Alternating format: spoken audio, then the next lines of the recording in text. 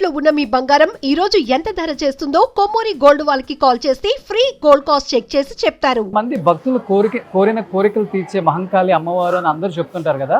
మీరు ఇన్ని సంవత్సరాలుగా ఇక్కడ ఒక ప్రధాన అర్చకులుగా ఉన్నారు కదా, మీ జీవితంలో వచ్చిన మార్పు ఏంటి? ఎప్పుడైనా అమ్మవారితో మాట్లాడటం జరిగిందా? అమ్మవారు కనపడటం జరిగిందా? అసలు అప్పుడు ఎలా జరిగేది? మీరు చిన్నప్పుడు ఉన్నప్పుడు మీరు అన్నారు ఒక మాట ఇక్కడ వరకు మోకాళ్ళ వరకు రక్తం ఉండేది ఇక్కడ అని. ఎలా జరిగేది అసలు నేను చిన్నప్పుడు చూసినటువంటి మహాకాళి జాతరకి ఇప్పటికి సహస్రార వ్యత్యాసం వచ్చేసింది. ఎందువల్లంటే నేను చిన్నప్పుడుగా ఉన్నప్పుడు నేను ఈ వీధిలోనే పుట్టి, ఈ వీధిలోనే పెరిగి, ఈ వీధిలోనే చదువుకున్నాను. ఆ రోజుల్లో జనసందోహం తక్కువ, ఇంచుమించుగా చాలా తక్కువగా తెల్లవారుజామున వచ్చేవాళ్ళు. కాబట్టి 4 గంటలకు వస్తే ద్వారం నుంచి నేను లోపలికి దిగిపోయేవాళ్ళం.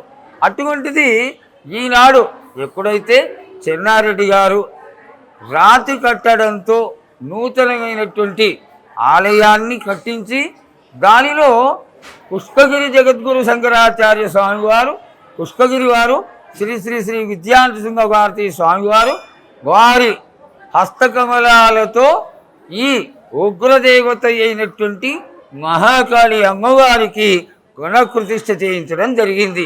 అక్కడి నుంచి కూడా దేదీప్యమానంగా దినదిన ప్రవృద్ధమానంగా నాటికి జనం పెరిగిపోయి ఇంచుమించుగా ఈ 16 రోజుల్లో ఇప్పుడు 50 నుంచి 60 లక్షల మంది అమ్మవారి దర్శనార్థమై వస్తున్నారు.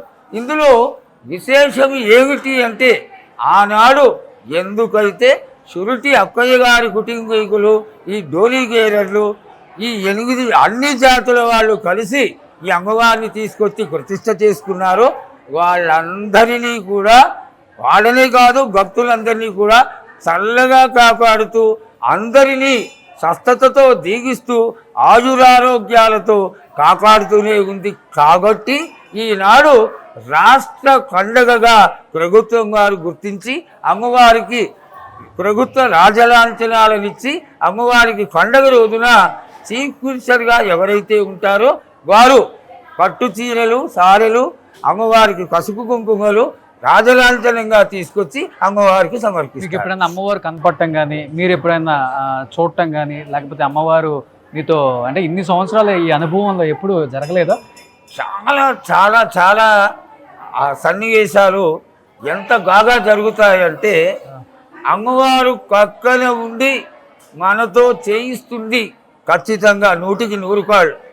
40 సంవత్సరాలుగా నేను ఉంటున్నప్పటికీ అమ్మవారు ఏ విధంగా ఒక వ్యక్తి రూపంలో లేక ఒక మానుష రూపంలో ఉన్నటువంటి వాక్కు రూపంలో ఇటువంటివన్నీ కనకడి మాకు తెలియచేస్తూ ఉంటుంది అమ్మవారు.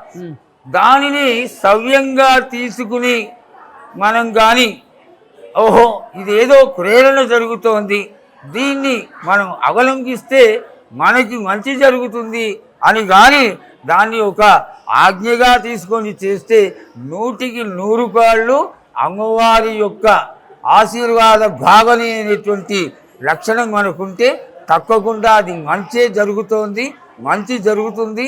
మీరన్నట్టుగా అమ్మవారు కళలో కనిపించడం.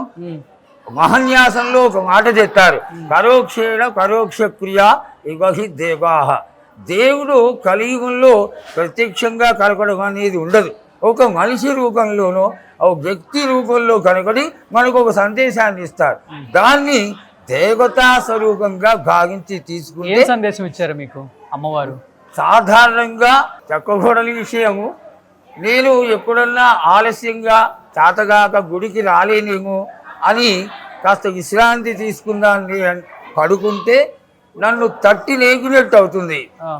ఇది ఏదో కారణం ఉంది అని నేను లేచి స్నానం చేసేసుకొని గబుక్కున గుడికి వచ్చేసరికి మాకు సంబంధించినటువంటి ఆఫీసర్లు గుళ్ళో ఉండడం, వాళ్ళు ఎదురు చూస్తూ ఉండడం, ఇట్లాంటివన్నీ చాలా జరుగుతూ ఉంటాయి మాకు. గురూజీ, ఇన్ని 40 సంవత్సరాల నుంచి ప్రధాన అర్చకులుగా ఉన్నారు మహంకాళి అమ్మవారి దగ్గర. అంటే మీలాంటి వారు ఒక సినిమాలో యాక్ట్ చేసినందుకు క్యాన్సర్ వచ్చింది, అమ్మవారి పనిష్మెంట్గా మీరు దాన్ని భావిస్తారు, చేసిన తప్పుగా ఇప్పటికీ దాన్ని బాధపడుతూ ఉంటారని నేను విన్నాను. నిజమా అది? చాలా తక్కువది. ఆ. సంచిత ప్రారంధ కర్మలని ఉంటాయి. ఆ. మానవ శరీరం ఎవరికైనా శరీరమే. మనము ఎన్నో కాకాలను చేసి ఎన్నో రకాలైనటువంటి తక్కువలు చేసి ఉంటాం.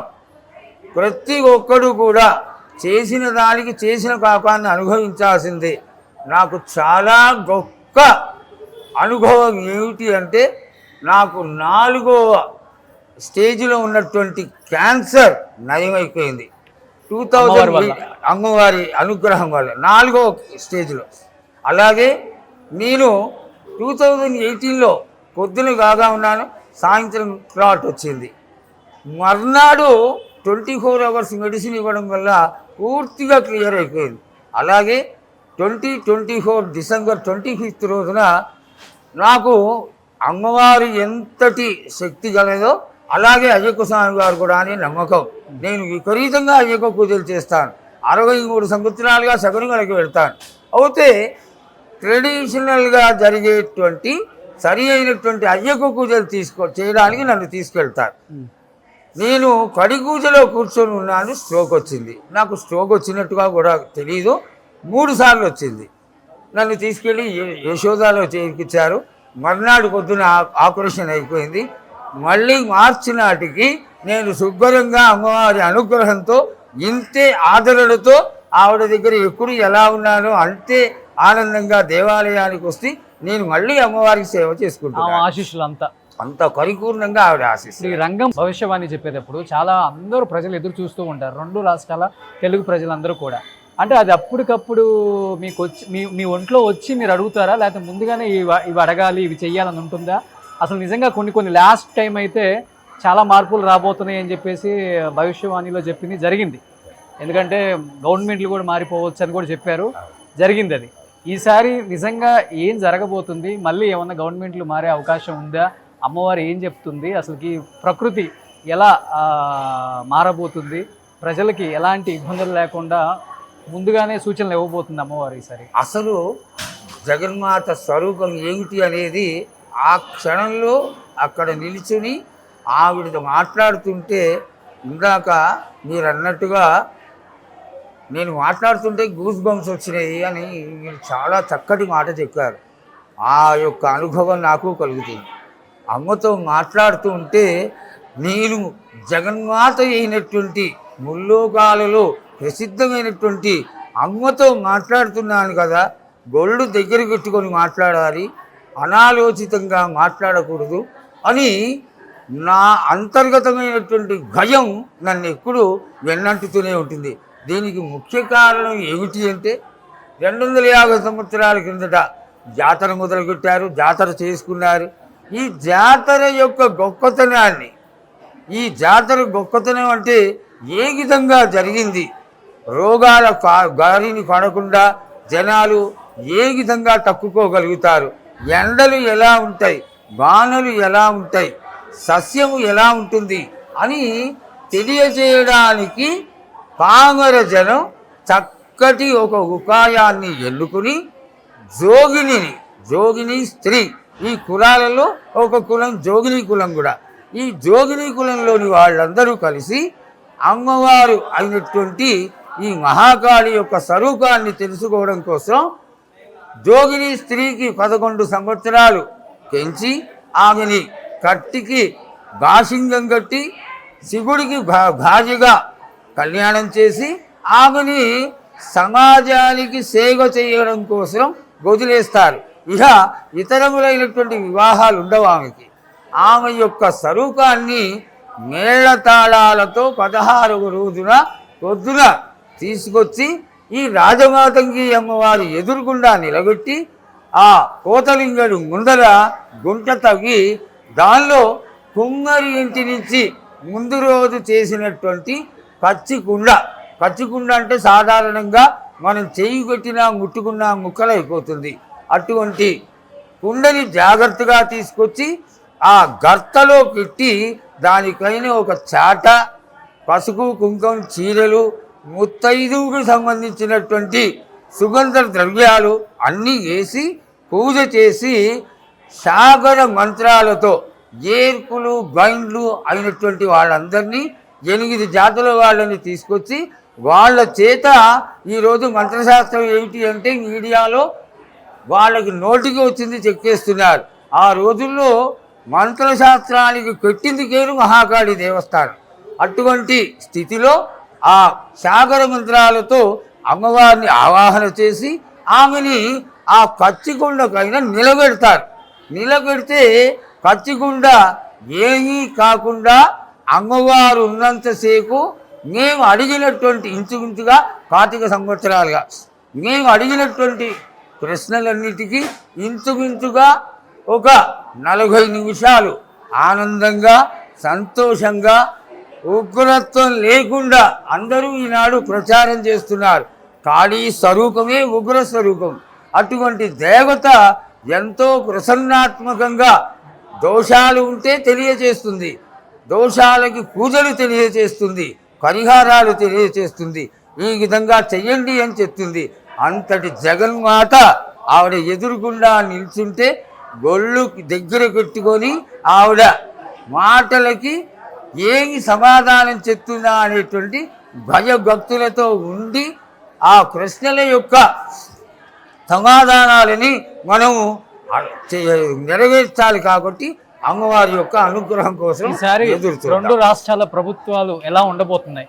మార్పు ఉండబోతుందా లేకపోతే అదే కొనసాగుతుందా?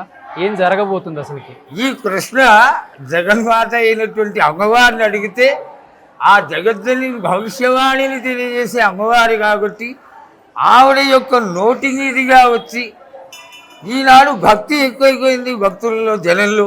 అందులో ఒక 10 సంవత్సరాల కిందటి వరకు కూడా శుక్రవారం నాడు మినీ జాతర అనేవాళ్ళు, శనివారం ఖాళీ ఉండేది, ఆదివారం సోమవారం జాతర జరిగేది. కానీ ఇప్పుడు అట్లా కాదు, 16 రోజులు కూడా అమ్మవారికి దేదీప్యమానంగా కన్నుల పండుగగా ఈ 16 రోజుల జాతర మనం చూస్తేనే ఇంత ఆనందపడుతున్నాం కదా. ఆ జగన్మాత తన యొక్క తృప్తిని ఆనందాన్ని తన యొక్క ఆశీర్వాదాన్ని ఏ విధంగా భవిష్యవాణిలో తెలియజేస్తుందో భవిష్యవాణిలో అమ్మవారినే అడిగి తెలుసుకుందాం. సో అందరూ 2 రాష్ట్రాల తెలుగు ప్రజలు అమ్మవారి మహిమ అమ్మవారి ఆశీస్సులు ఉండేలా ఏం చేస్తే మంచిది అంటే రాని వాళ్ళు కూడా ఉంటారు కాబట్టి ఎలా పాటిస్తే మంచిది, ఎలా పూజిస్తే మంచిది? మహంకాళి అమ్మ అంటే కలియుగంలో మహంకాళి అమ్మ ప్రత్యేకమైంది. ఇప్పుడు అందరూ పూజిస్తేనే చాలా గొప్ప అంటే మార్పులు అయితే కనిపిస్తున్నాయి. ఇప్పుడు ఎందుకు అంత ప్రత్యేకత చాటుకుంది? ఎస్పెషల్లీ ఈ కలియుగంలో ఎలాంటి పూజలు చేస్తే మంచిది మీరు అన్నట్లుగా? నేను మొట్టమొదటిగానే చెప్పాను, అమ్మ అల్క సంతోషి. ఒక పెళ్ళైపోయి అత్తవారింటికి వెళ్ళిపోయిన ఆడపిల్ల ఇంటికి వచ్చేసరికి మళ్ళా పుట్టింటికి కానీ వస్తే అన్నదమ్ములందరూ అక్క చెల్లెళ్ళందరూ తోగుట్టువులందరూ సరదాగా ఆనందంగా మనం అది చేసుకు తిందాం ఇది చేసుకుందాం ఆ మిఠాయిలు తిందామని చెప్పి గబగబా చేసి ఆ వచ్చినటువంటి ఆడబిడ్డకి చక్కటి మిఠాయిలు పెట్టడం మా తెలంగాణ సాంప్రదాయంలో. సరే ఒకప్పుడు ఆంధ్ర తెలంగాణ కలిసి ఉండేది కాబట్టి ఆ ప్రాంతం అంతా కూడా చేసుకోవచ్చా మహంకాళి పూజ?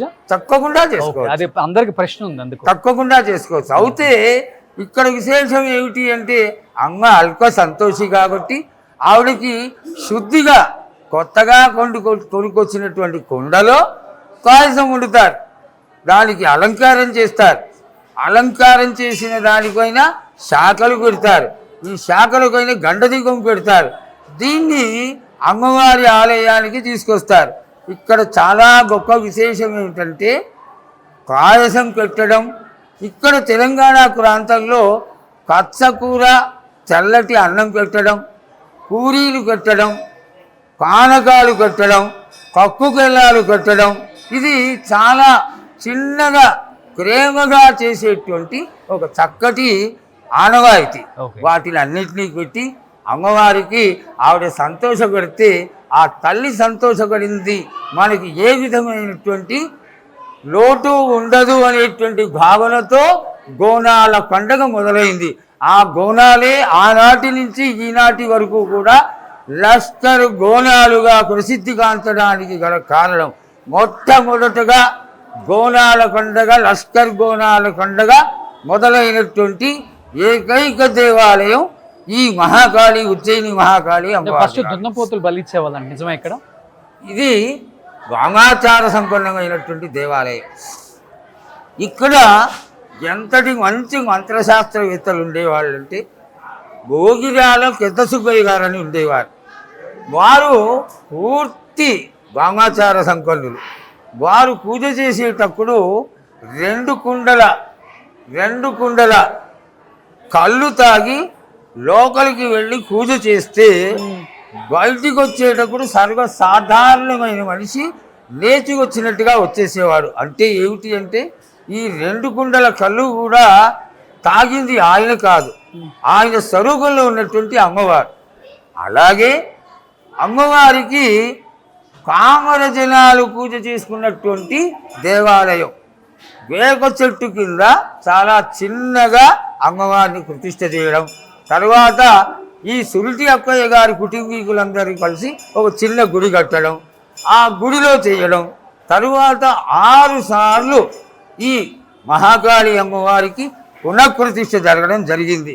మా ఎగ్జిక్యూటివ్ ఆఫీసర్ గారు, చైర్మన్ గారు నూతనంగా 8 అడుగుల అద్భుతమైనటువంటి రాతి మహాకాళి అమ్మవారిని ప్రతిష్ఠింప చేయడానికి చాలా ఉత్సుకత చూపిస్తున్నారు. అది జరగాలని ఆశిస్తున్నాం. అయితే ఆ సమయాల్లో ఇక్కడ ఈ రోడ్డు మీద కూడా రాత్రి కూడా ఎవరు తిరిగేవాళ్ళు కాదు. ఎందుకు అంటే అమ్మవారికి రాజలాంఛనాలు పెట్టేవాళ్ళు. మేళాలు, తాళాలు, ఈ వేపాకులు ఇవన్నీ ఆలయంలో పెట్టేవాళ్ళు. 12 తర్వాత 3:30-4 గంటల వరకు అమ్మవారు ప్రతి ఇంటికి వెళ్ళి సంచారం చేస్తూ ఉండేది. ఇక్కడ చుట్టుపక్కల ఉన్నటువంటి చురకవాళ్ళు కూడా అమ్మవారిని నమ్ముతారు. ఇక్కడ జాతర జరిగిన తర్వాత వాళ్ళందరి ఇళ్ళ నుంచి కూడా కొబ్బరికాయలు వచ్చి సమర్పించుకోవడం జరుగుతుంది. ఎందుకు అంటే గర్భిణీ స్త్రీలు ఉంటే వాళ్ళని రక్షించడానికి ఈవిడ వెళ్ళి మీకేం కాదు, బాగుంటారు, మీకు మంచి పిల్లలు కొడతారు అని అమ్మవారు తెలియజేసేది. ఆ సమయంలో ఇక్కడ జాతర జరిగితే కాత దేవాలయంలో చెన్నారెడ్డి గారికి ముందర ఇక్కడ దున్నకోతులు కొడితే 70 నుంచి 80 దున్నకోతుల్ని బలిచ్చేవాళ్ళు. ఇక్కడికి లోపలికి రావాలంటే భక్తులు భయపడేవాళ్ళు. మడగ పెడితే కాళ్ళ మడగ పెడితే మడగ ముడిగిపోయేంత రక్తంతో ఉండేది. అప్పుడు ఈ ఆర్య సమాజ్ వాళ్ళు వచ్చి అనవసరంగా ఈ ఆలయంలో బలులని నిషేధించిన దానికి కారణంగానే ఈ రోజున మీ అందరికీ తెలిసిందే చుట్టుపక్కల అన్ని దేవాలయాల్లో బలులు జరుగుతూనే ఉన్నాయి, మద్యమాంసాల విక్రయం జరుగుతూనే ఉంది. ఆలయాలన్నీ ఈ రోజున అభివృద్ధి కావడానికి ఈ భక్తులు సమర్పించుకున్నటువంటి కానుకలే కారణం.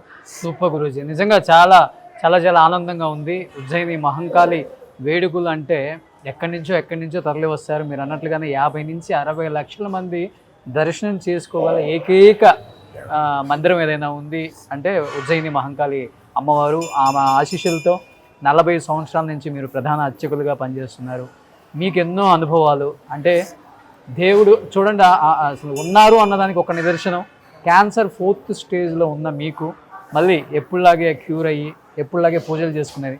హార్ట్ అటాక్ 3 సార్లు వచ్చినా కానీ అమ్మవారు కాపాడి మళ్ళీ నా దగ్గర ఉండాలని ఇక్కడే ఉంచుకొని, అంటే ఇది ఒక్కటే నిదర్శనం.